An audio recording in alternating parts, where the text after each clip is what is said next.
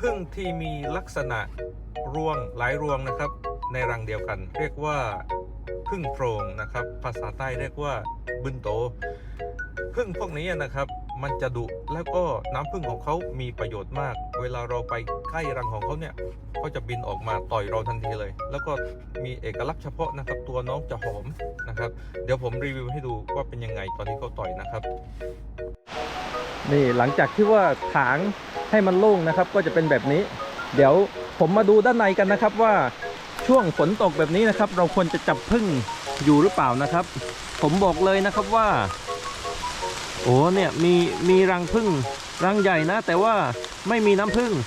เพราะว่าพอฝนตกแบบนี้น้องเขาไล่ต่อยแล้วครับดุมากเลยนี่ครับมันยังมีเหล็กในอยู่เดี๋ยวแกะให้ดู